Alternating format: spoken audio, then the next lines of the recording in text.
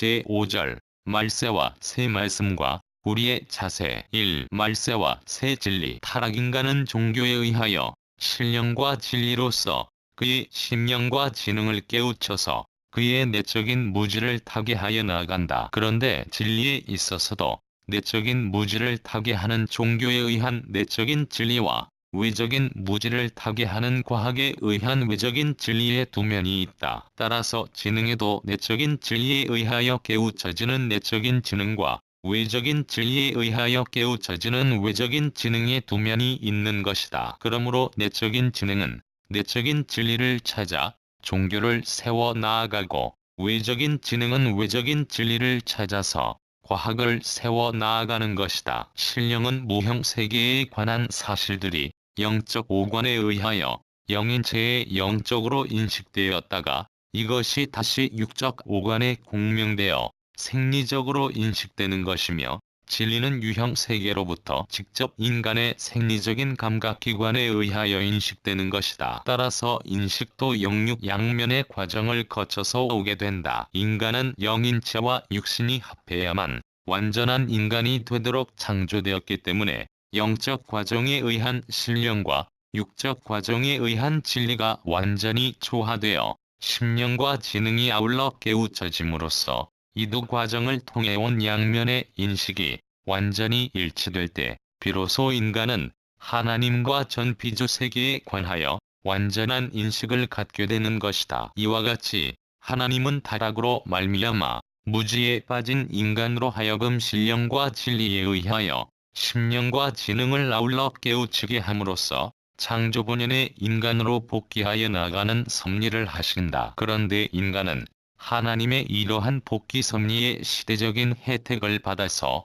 그의 심령과 지능의 정도가 역사의 흐름에 따라 점차로 높아지게 되는 것이므로 그를 깨우치기 위한 신령과 진리도 또한 점차로 그 정도를 높이 하지 않을 수 없는 것이다. 그러므로 신령과 진리는 유일하고 영원 불변하지만 무지한 상태로부터 점차적으로 복귀되어 나아가는 인간에게 그것을 가르치시기 위한 범위나 그것을 표현하는 정도나 방법은 시대를 따라 달리하시지 않을 수 없게 된다. 예를 들면 인간이 아직도 목매하여 진리를 직접 받을 수 없었던 구약 전 시대에는 진리 대신으로 제물을 드리게 하셨고 인간의 심령과 지능의 정도가 높아짐에 따라 모세 때는 율법을 예수님 때는 복음을 주셨다. 그리고 예수님은 그의 말씀을 진리라고 하시지 않고 그 자신이 곧 길이요 진리요 생명이라고 하셨다. 왜냐하면 그의 말씀은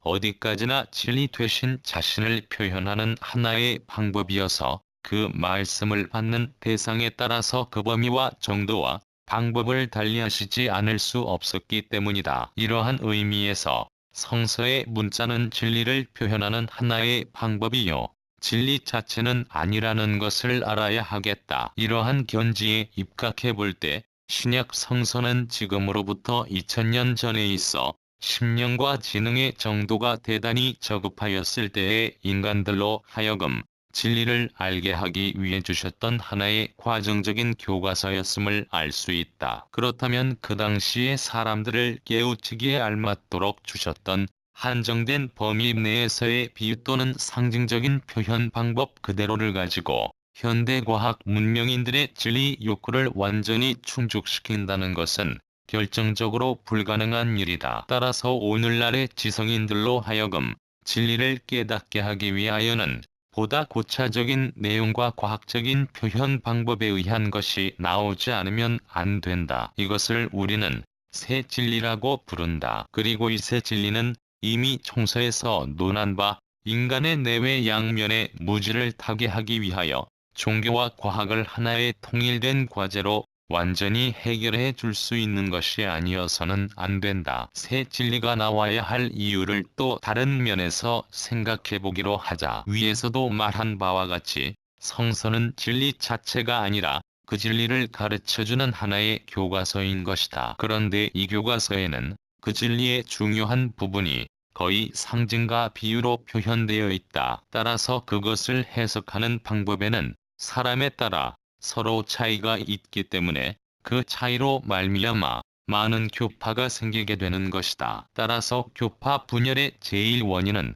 인간에 있는 것이 아니고 성서 자체에 있기 때문에 그 분열과 싸움은 계속 확대되어 갈 수밖에 없는 것이다. 그러므로 새 진리가 나와서 상징과 비유로 되어 있는 성경의 근본 내용을 누구나 공인할 수 있도록 해명하지 않는 한교파 분열과 그 싸움의 길은 막을 수 없을 것이며, 따라서 기독교의 통일에 의한 복귀 섭리의 목적은 이루어지지 않을 것이다. 그렇기 때문에 예수님은 이것을 비사로 너희에게 일렀거니와 때가 이르면 다시 비사로 너희에게 이르지 않고 아버지에 대한 것을 밝히 이르리라는 말씀으로써 그날이 이르면 다시 새로운 진리의 말씀을 주시겠다고 약속하셨던 것이다. 예수님은 내가 땅의 일을 말하여도 너희가 믿지 아니하거든 하물며 하늘 일을 말하면 어떻게 믿겠느냐고 하신 말씀대로 유대인들의 불신으로 말미암아 하실 말씀을 못다 하시고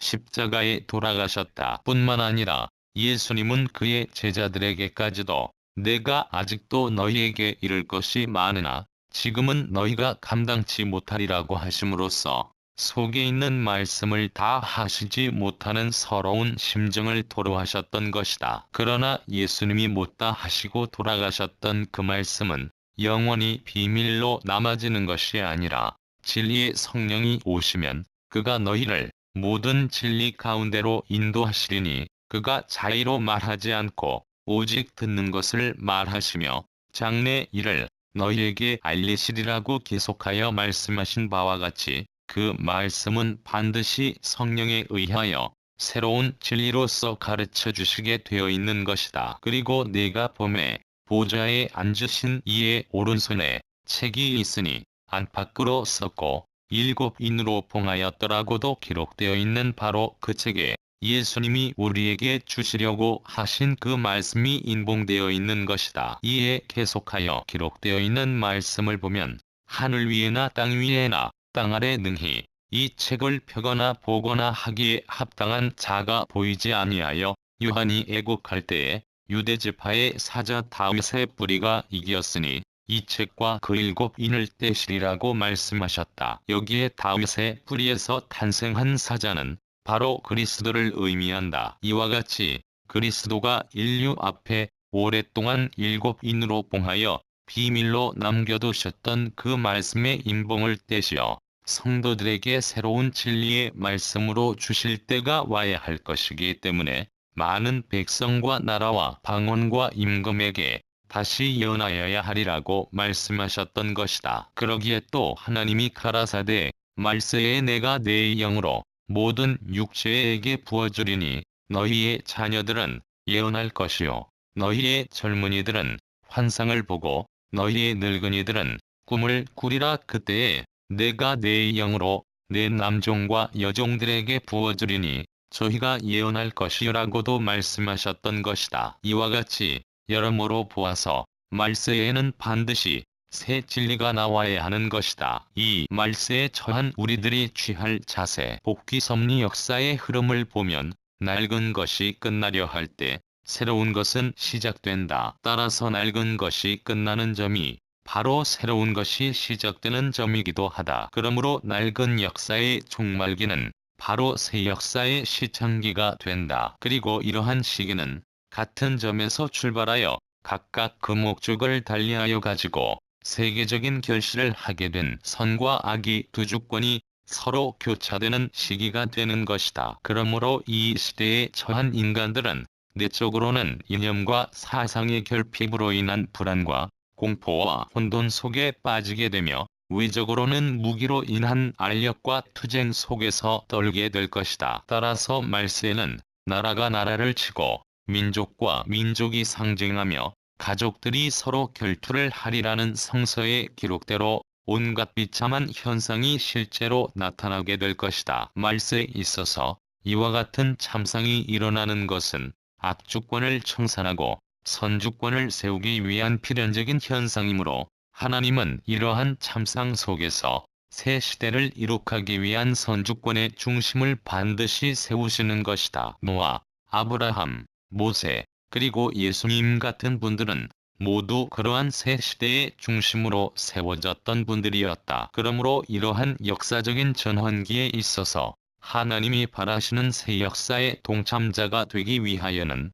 하나님이 세우신 새 역사의 중심이 어디에 있는가를 찾아야 하는 것이다. 이러한 새 시대의 섭리는 낡은 시대를 완전히 청산한 터 위에서 시작되는 것이 아니라 낡은 시대의 종말기의 환경 속에서 싹이 트고 자라나는 것이므로 그 시대에 대하여는 상층적인 것으로 나타난다. 따라서 이 섭리는 낡은 시대의 인습에 젖은 사람에게는 좀처럼 납득되어지지 않는다. 새 시대의 섭리를 담당하고 나왔던 성현들이 모두 그 시대의 희생자가 되어버렸던 이유는 바로 여기에 있었던 것이다. 그 신뢰로서 아직도 구약시대의 종말기였을 때에 신약시대의 새로운 섭리의 중심으로 오셨던 예수님은 구약 율법주의자들에게는 이해할 수 없는 이단자의 모습으로 나타나셨었기 때문에 종래 유대인들로부터 배척을 받아 살해당하고 마셨다. 예수님이 새 포도주는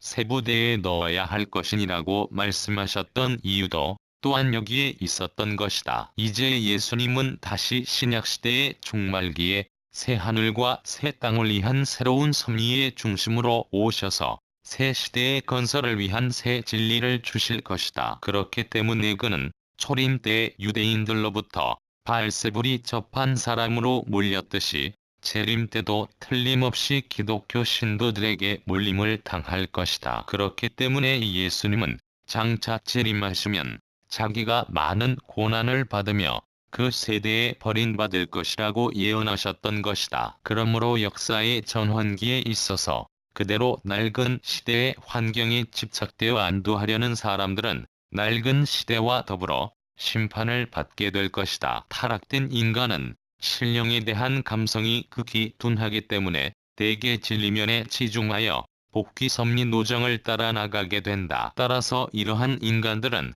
흔히 낡은 시대의 진리관에 집착되어 있기 때문에 복귀 섭리가 새로운 섭리의 시대로 전환하고 있어도 그들은 이 새 시대의 섭리에 쉽게 감응하여 따라갈 수는 없는 것이다. 구약 성서에 집착되었던 유대인들이 예수님을 따라 신약 시대의 섭리에 호응할 수 없었던 사실은 이것을 입증하는 좋은 예라 하겠다. 그러나 기도로서 신령한 것을 감득할 수 있는 성도들은 새 시대의 섭리를 심령적으로 알게 되므로 낡은 시대의 진리면에서는 상충적인 입장에 서면서도 신령을 따라 새 시대의 섭리에 호응하게 되는 것이다. 그러므로 예수님을 따른 제자들 중에는 구약 성서에 집착된 인물은 하나도 없었고 오직 마음에 느껴지는 신령을 따라간 사람들 뿐이었다. 기도를 많이 하는 사람이나 양심적인 사람들이 말세에 있어서 극심한 심적인 초조감을 면할 수 없게 되는 이유는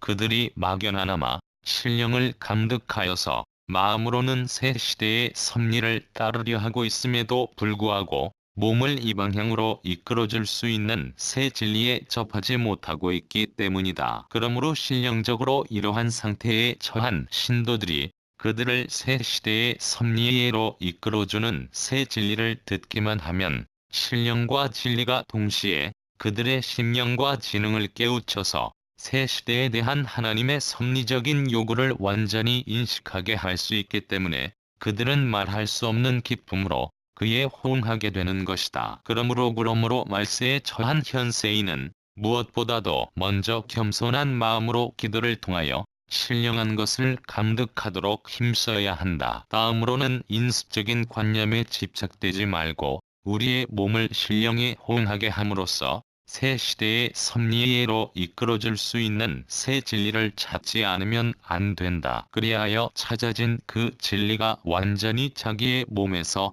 신령과 하나 되어 진정한 천적인 기쁨이 심령의 깊은 곳에서 용서 숨쉬게 하여 주는가를 확인하지 않으면 안 된다. 이렇게 함으로써만 끝날의 성도들은 참된 구원의 길을 찾아 나아갈 수 있는 것이다.